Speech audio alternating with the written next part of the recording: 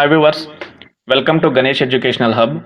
In this video, I am going to discuss BEEE Lab Viva's questions and answers. Here BEEE Lab means Basic Electrical and Electronics Engineering Lab. In this video, total 5 slides are there. In first slide, I will discuss Kirchhoff laws 1 to 5 questions, and second slide Kirchhoff laws 6 to 10 questions, and third slide maximum power transfer theorem 1 to 4 questions, and fourth slide maximum power transfer theorem 5 to 8 questions, and fifth slide phase angle for RC series circuit. Let's I go to the first slide, Kirchhoff laws. So here the first question, what is Kirchhoff current law or KCL? The answer is the algebraic sum of all the currents meeting at a junction point is always equal to 0. The sum of the all currents meeting at a junction point is always equal to 0. In other words, the total current entering towards a junction point is equal to the total current leaving from that junction point. That means the total current entering is equal to the total current leaving from that junction point. Okay. The next question, what is current? This is the most important question and basic questions also. Current can be defined as the motion of charge through a conducting material, the motion of charge or the motion of electrons. And the second definition also, the current can be defined as the rate of flow of charge in an electric circuit. The unit of current is ampere, while charge is measured in coulombs. Okay. Third question, what is current division rule? In general, the current in any branch in a parallel circuit is equal to the ratio of opposite branch resistance to total resistance value multiplied by total current in the circuit. So here, the current in any branch in a parallel circuit is equal to the ratio of opposite branch resistance to total resistance value and multiplied by the total current in the circuit. Like that, the voltage division rule. In general, voltage drop across any resistor in a series circuit is equal to the ratio of that resistance value to the total resistance value multiplied by the source voltage. Here the difference is, in parallel circuit, ratio of opposite branch resistance to total resistance value. In series circuit, the ratio of that resistance value to total resistance value multiplied by the source voltage. This is the main difference. Okay. Next, what is Kirchhoff's voltage law? KVL. The algebraic sum of the voltage drops across the circuit elements of any closed path, that means loop, is equal to the algebraic sum of the EMFs or voltage sources in path. Here simply the algebraic sum of EMFs or voltage sources is equal to voltage drop across the circuit elements. This is the Kirchhoff voltage law. I will go to next slide. Sixth question, what is the difference between power and energy? Here, this is the most important. What is the difference between power and energy? The rate at which work is done in an electric circuit is called an electric power. Here, the electric power equal to electrical work by time. Here, work is W, time is T. So, W means power. Power means it is multiplied by voltage and current to T by T. So, total electric power is represented by VI and units is watts. Next to electrical energy. And electrical energy is the total amount of electric work done in an electric circuit. Electrical energy is equal to power into time. So power means VI into T. Units is joules. Next, what is the current through and voltage across resistance in a series circuit? This is the most important. In series circuit, current through resistance remains same and voltage across resistance gets divided. See here, this is the most important. Observe, in series circuit, Current through resistance remain same always. Voltage across resistance get divided. So, eighth question, what is the current through and voltage across resistance in parallel circuits? In parallel circuit, current through resistance gets divided and voltage across resistance remains same. Observe these two questions, relations of current and voltage in series circuit and parallel circuits. In series circuit, current is same. In parallel circuit, voltage is same. Here, voltage is divided, here current is divided. Okay, this is the difference between series circuit and parallel circuit.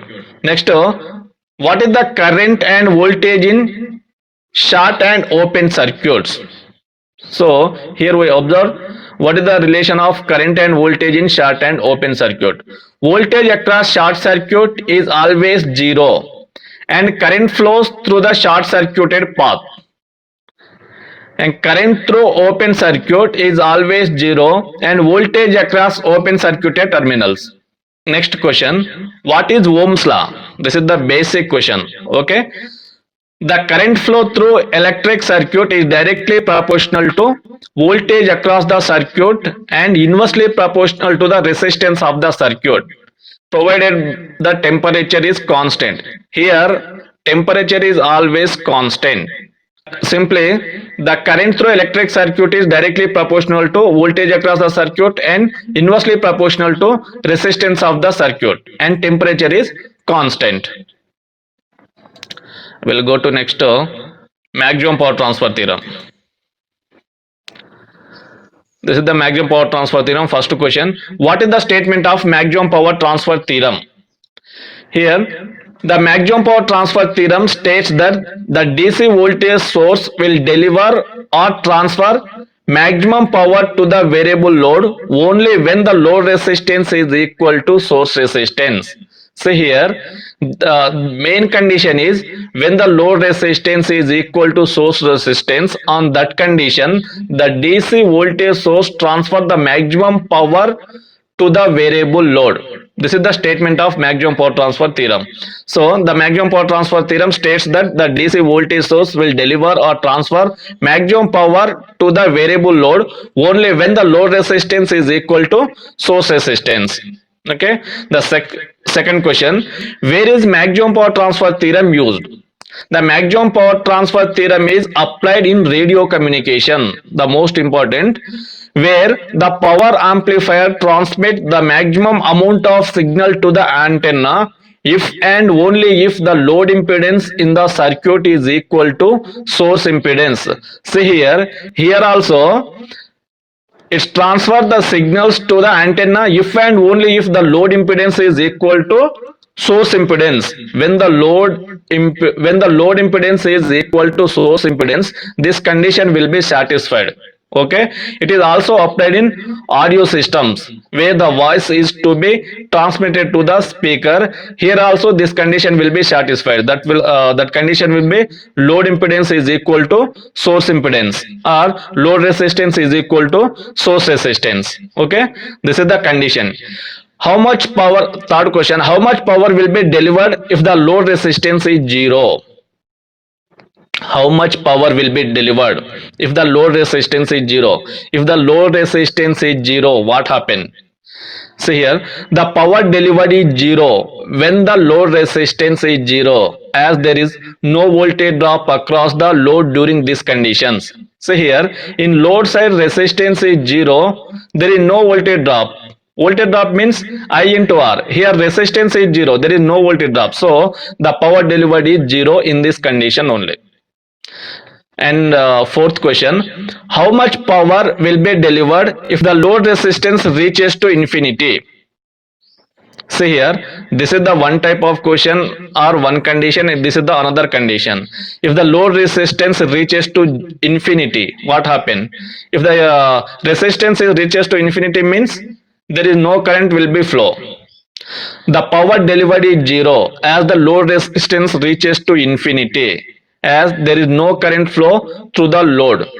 So when the resistance reaches to infinity, the power delivered is zero. See here, these two conditions, observe third questions and fourth questions. If the load resistance is 0, the power delivered is 0 because there is no voltage drop across the load during this condition. Here also, when the load resistance reaches to infinity, the power delivered is 0 because when resistance reaches to infinity, there is no current flow through the load. I will go to next slide.